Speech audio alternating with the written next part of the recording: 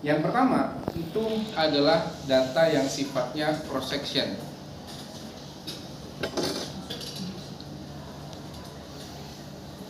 Kalau di buku definisinya apa ya?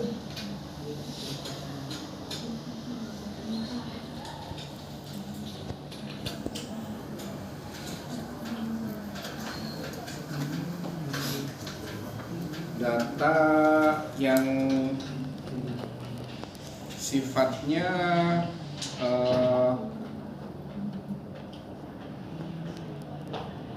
bahasa Indonesia saya bingung. Cross section itu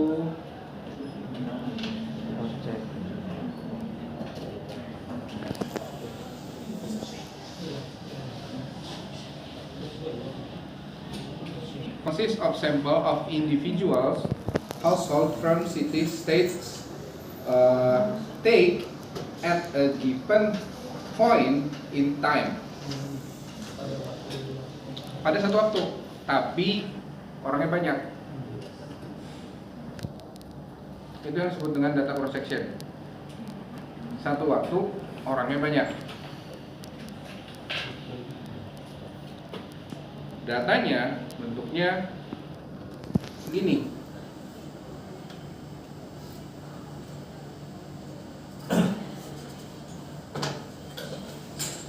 The wage per hours biasanya sih ini. Ada hidup, ada expert, ada yang tadi. Ini data yang pertama. Satu waktu objeknya banyak. Itu disebut dengan cross section. Nah, data ini sebetulnya adalah data yang paling sering digunakan di dalam kajian ekonomi. Yang kedua, itu juga ada yang disebut dengan data yang time series.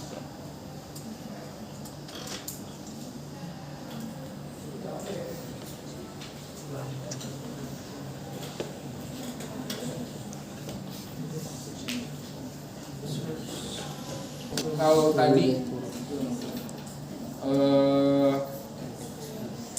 satu waktu tapi banyak, kalau ini biasanya satu objek tapi dari waktu ke waktu. Contoh misalkan ini adalah GDP.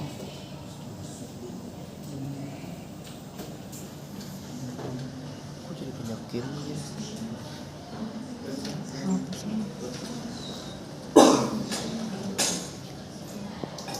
Biasanya disusun berdasarkan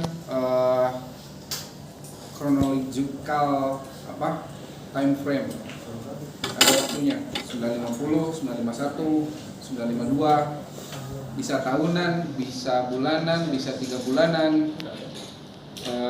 Itu yang disebut dengan data time series.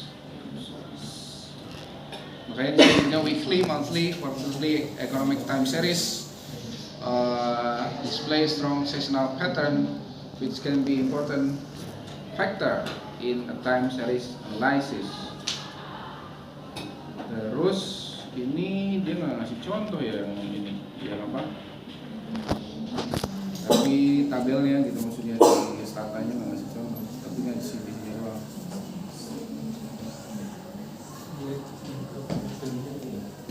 Yang berikutnya ada yang disebut dengan full cross section.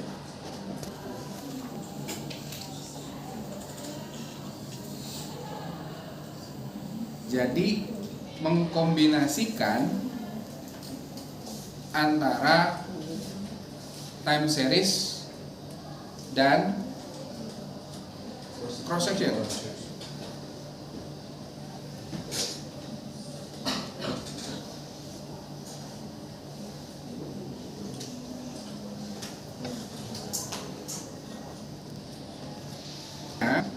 Yang full ini dia hanya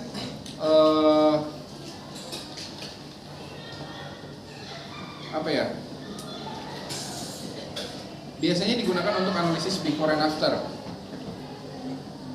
sebelum dan sesudah kebijakan.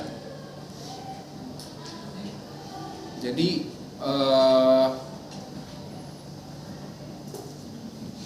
dia nge-trace, misalkan simulasi setelah kita kasih kebijakan cash transfer itu seperti apa, atau biaya cash transfer itu BLT itu seperti apa sebelum dan sesudah. Yang terakhir itu ada yang disebut dengan panel. Ini level data yang paling tinggi. Panel itu dia cross sectionnya banyak, time seriesnya juga banyak. Jadi dalam satu objeknya banyak, householdnya misalkan banyak, terus waktunya juga banyak. Tidak direkam dalam satu waktu gitu. Dan ini yang paling sulit untuk dianalisis kalau buat saya. Saya jujur aja, saya anti sama time series, belum pernah pakai full atau panel. Saya biasa ngeregres yang cross section. Jadi yang satu waktu dan objeknya banyak. Karena di panel ini kita bisa lihat nih, di observasi nomor 1 itu ada kotak 1, 2 sampai dengan 150, dan waktunya itu sama antara 86, 90, 86, 90, 86, 90, dan ini frekuensinya untuk masing-masing cross sectionnya. Tapi dia terikat pada dua ini, city dan year.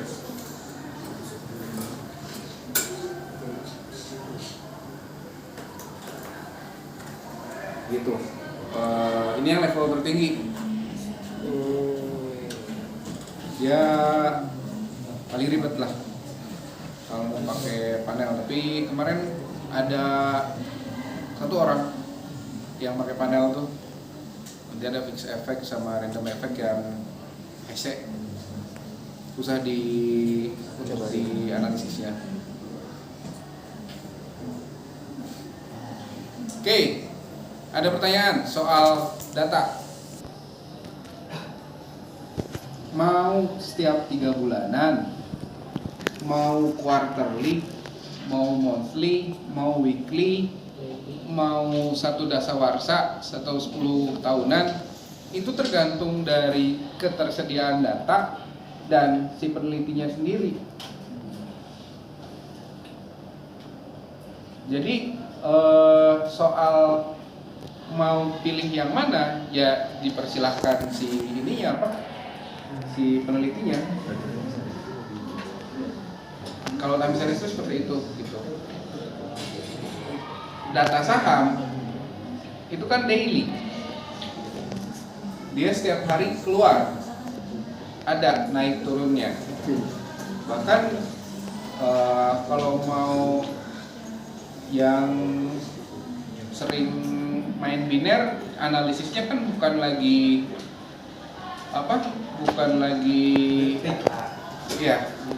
detik. Mau 5 menit, 10 menit, 20 menit, pakai moving average kan? Iya. Iya Pak. Mas, lantang. Oke.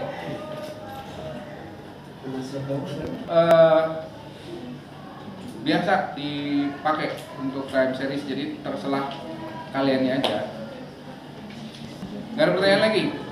Saya mau menjelaskan part yang terakhir. Causality and the notion of ceteris paribus in econometrics analysis. Wow.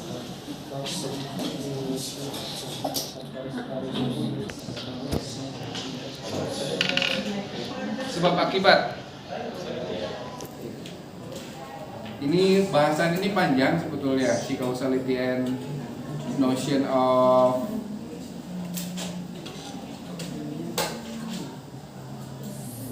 ceteris paribus. Kita bahas dulu yang ceteris paribus.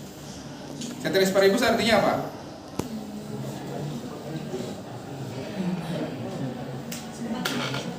Sebab akibat. Anak IPS, Tidak ada faktor lain yang faktor lain dianggap konstan. Analisa econometrics itu adalah analisa yang sifatnya menganggap faktor lain dianggap konstan.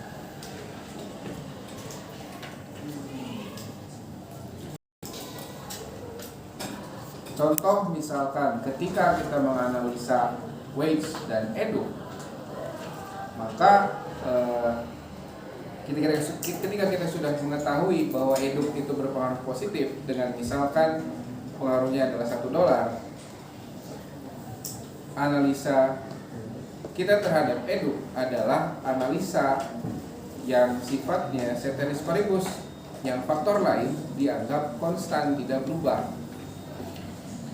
Tidak ada perubahan antara expert dan trainingnya ketika kita menganalisa edu. Itu yang disebut dengan ceteris paribus. Anak IPS paling kenal kayaknya dengan ceteris paribus ini, tapi nggak tahu artinya. Oke, yang berikutnya adalah soal kesulitan kita menjelaskan kausalitas dan korelasi. Suatu hal itu sudah mungkin bisa dibilang hubungannya sangat erat, tapi belum tentu dia berhubungan. Sebab akibat.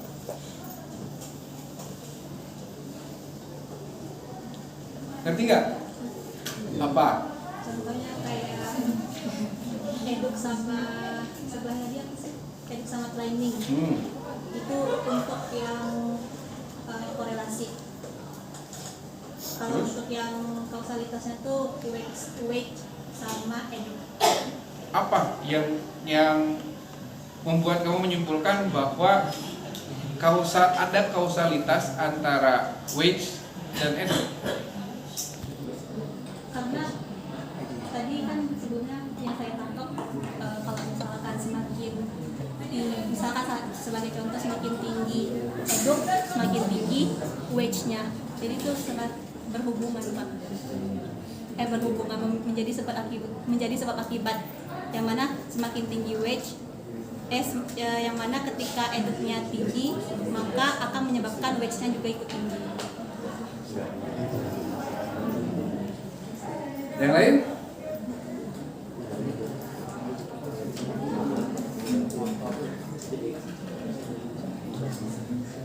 Korelasi dan kausalitas.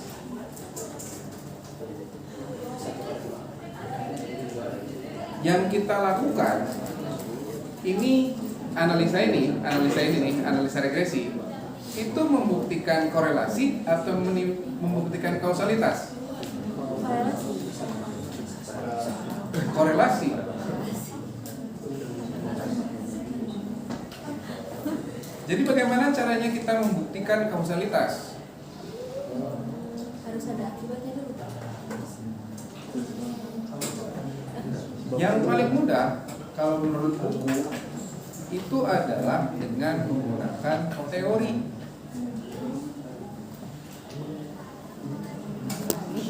Jadi, nih, even when economic theories are naturally described in terms of causality, they often have prediction that can be tested using econometrics method, following several demonstrative approach. Jadi, yang kita lakukan baik analisa korelasi maupun analisa regresi, dia itu tidak membuktikan kausalitas, kausalitas itu, sebab akibat itu hanya bisa dibuktikan dengan pengamatan yang sudah jadi teori tentunya. Jadi justru teori itulah yang satu-satunya yang membuktikan bahwa suatu hal itu bisa berhubungan sebab akibat. Yang kita lakukan di sini hanya mencari kekuatan antara satu faktor dengan faktor lainnya. Belum tentu dia berhubungan. Ya benar, tadi edukasi itu berpengaruh positif terhadap wage, tapi belum tentu edukasi itu menjadi penyebab dari naiknya wage. Itu yang harus dipisahkan antara pengaruh, antara korelasi dengan si causality. Saya itu nih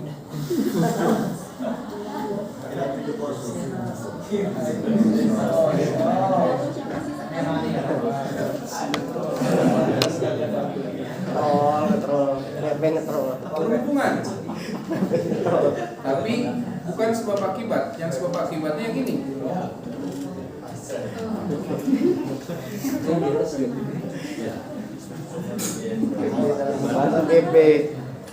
Ya kan?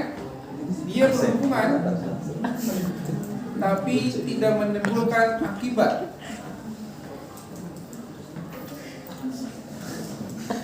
Yang ini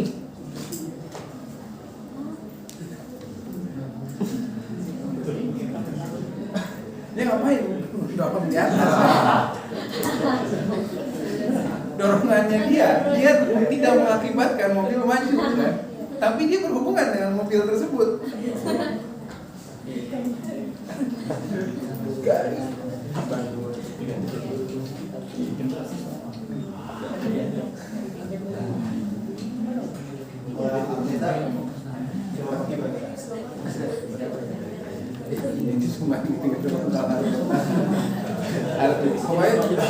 Antara Arsenal dan Manchester City lah tahun ini.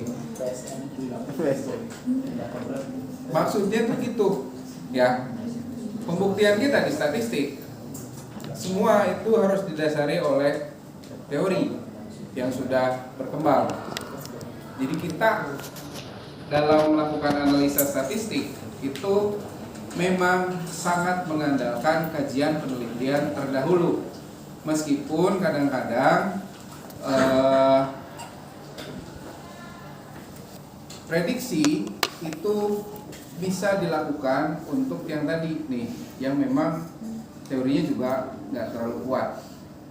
Tapi dasar yang paling visible untuk tadi membuat model itu adalah dari teori. Jadi jangan lepas dari penelitian terdahulu ataupun teori-teori yang memang sudah berkembang. Pak, Yes. benar sih Pak, analisis empirik itu datanya valid tanpa menghubungkan teori. Maksudnya? Tanpa apa sih? Tanpa diselarasin sama teori, analisis empirik itu datanya kan hasilnya pernah nggak? Oke, ini saya pisahkan dulu. Validitas data itu beda dengan kalau kita bicara validitas di data itu biasanya ada soal validitas instrumen dari data. Yang kamu tanyakan adalah bagaimana kalau misalkan ada variabel lain yang coba dihubungkan dengan variabel X tapi belum ada teorinya. Maksudnya gitu kan? Itu makanya di sini boleh untuk menambah mana sih? Yang ini yang tadi terakhir. Expectation hypothesis.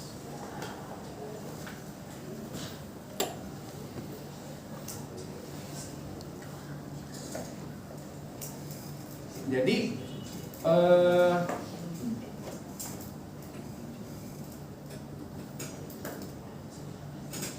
kalau pertanyaannya boleh atau enggak, kalau misalkan nggak ada teorinya ya boleh. Karena itu pun nanti kita bisa memunculkan kesimpulan baru tentang bagaimana hubungan statistik antara satu fenomena dengan fenomena lainnya. Tapi bukan hubungan sebab akibat, hubungan statistik antara satu variabel dengan variabel tersebut gitu. Tapi hubungan kausalitasnya kita nggak bisa tentukan, itu maksudnya.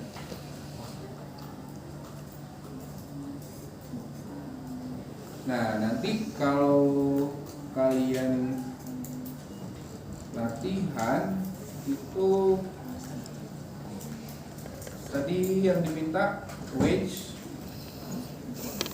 edu, expert sama training ya. Training ada nggak training? Nggak ada. Ya, Nur mungkin Pak.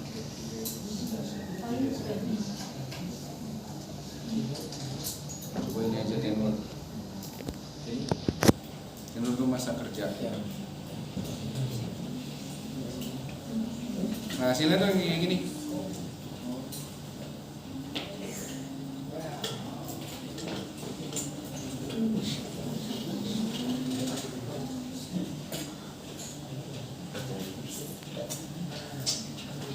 Nantilah kita belajar soal cara baca ya.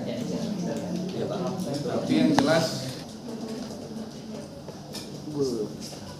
hasilnya pasti akan kayak gini kalau salah.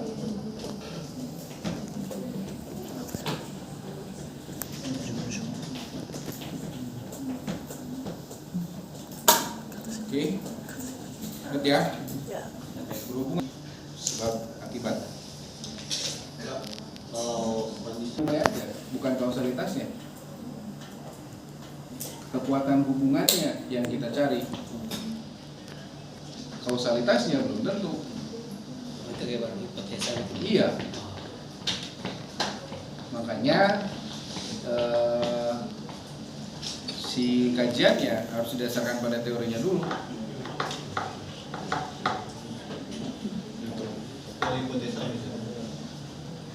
Hipotesa itu kan jawaban sementara dari hasil kajian teori. Ujung-ujungnya tetap kepada teori kan. Hipotesis itu kan dari teori-teori yang sudah ada dikumpulkan. Dilihat gejala umumnya seperti apa. Gitu. Dan gambar ini saya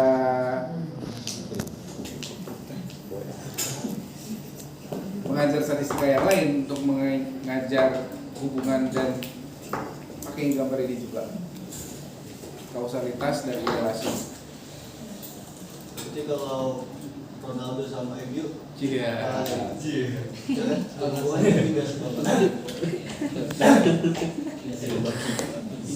Mana kamu pendukung MU sini ada? Itu kan bisa diambil dari kajian sebelumnya dan fenomena yang terjadi di sekitar. Nah, ini contoh misalkan. Makanya judulnya itu penelitian-penelitian kayak gini biasanya adalah efek, pengaruh. Ini saya lagi bikin proposal penelitian yang mencoba menghubungkan antara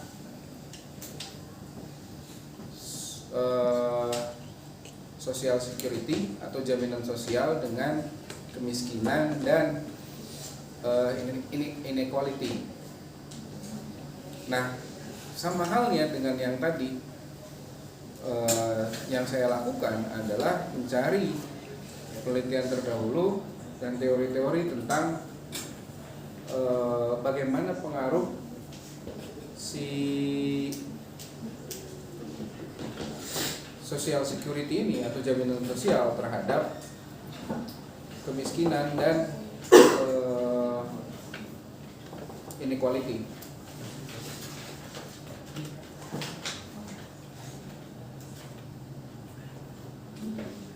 Dan tuh analisanya hampir sama kayak regresi biasa aja.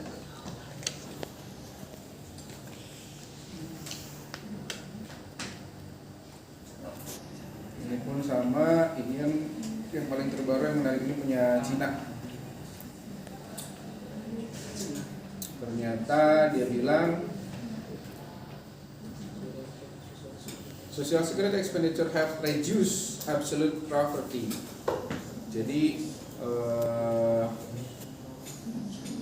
dibuktikan bahwa efeknya dari Social Security itu secara statistik terbukti mengurangi kemiskinan. Kalau ngurusnya benar. Itu beda lagi. Karena kita tidak berurusan dengan ngurus benernya atau enggak. Kita berurusan dengan data. Datanya adalah Social Security, inequality, dan poverty, kemiskinan gitu. Makanya kita tidak kalau ngurusnya benar atau enggak itu bukan bagian ini gitu.